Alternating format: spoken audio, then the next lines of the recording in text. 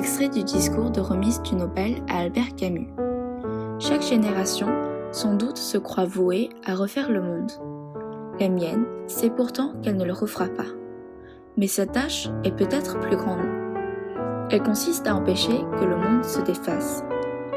Héritière d'une histoire corrompue où se mêlent les révolutions déchues, les techniques devenues folles, les dieux morts et les idéologies exténuées ou de médiocres pouvoirs peuvent aujourd'hui tout détruire mais ne savent plus convaincre, où l'intelligence s'est abaissée jusqu'à se faire la servante de la haine et de l'oppression, cette génération a dû en elle-même et autour d'elle restaurer à partir de ces seules négations un peu de ce qui fait la dignité de vivre et de mourir. Devant un monde menacé de désintégration, où nos grands inquisiteurs risquent d'établir pour toujours le royaume de la mort, elle sait qu'elle devrait, dans une sorte de course folle contre la montre, restaurer entre les nations une paix qui ne soit pas celle de la servitude, réconcilier à nouveau travail et culture, et refaire avec tous les hommes une arche d'alliance.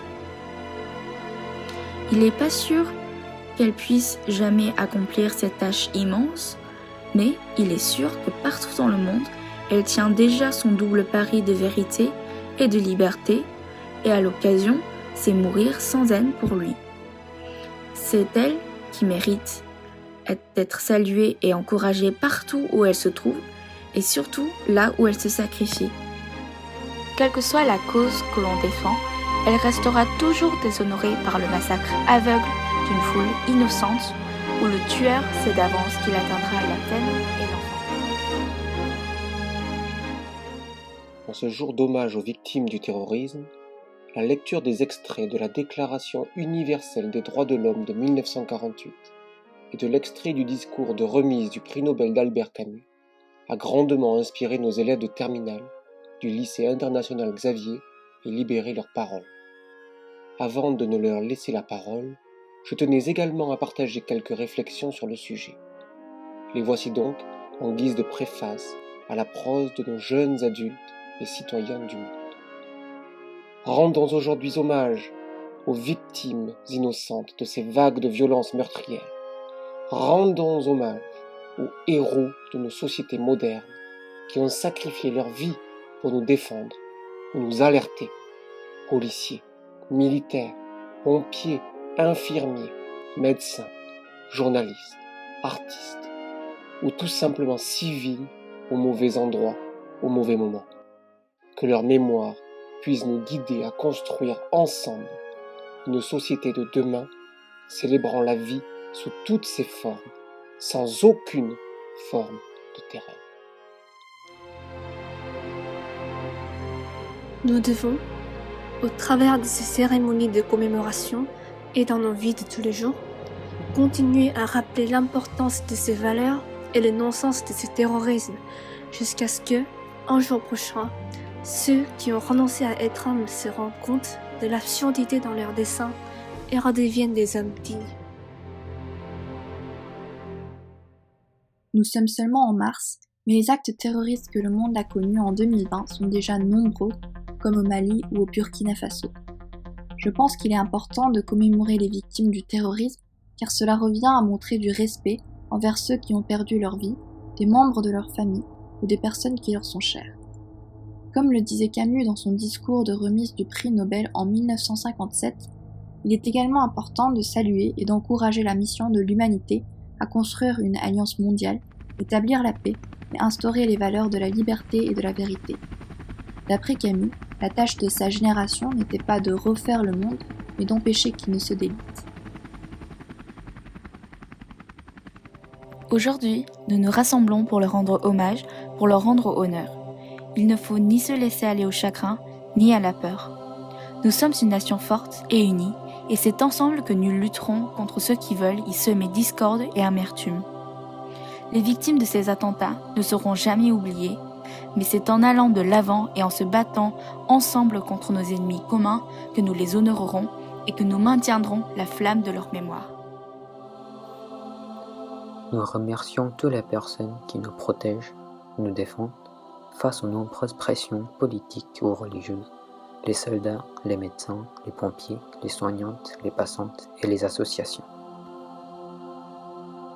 Ces terroristes sont non seulement la cause de nombreuses pertes humaines, mais aussi de la terreur et de la tristesse des citoyens du monde. Le temps de la contemplation de nos différences ou du blâme de nos homologues était passé. Il faut dès aujourd'hui que nous nous réunissions afin de mieux nous comprendre et de construire ensemble une paix qui mettra fin à la violence. Chacun a le droit de se sentir en sécurité dans ses propres rues et chez lui. Il est de notre responsabilité commune de s'assurer qu'aucune victime n'est laissée seule ou oubliée, et que nos communautés restent solidaires. Nous devons continuer à soutenir les victimes et leurs proches, protéger leurs droits et garantir que leur voix soit entendue.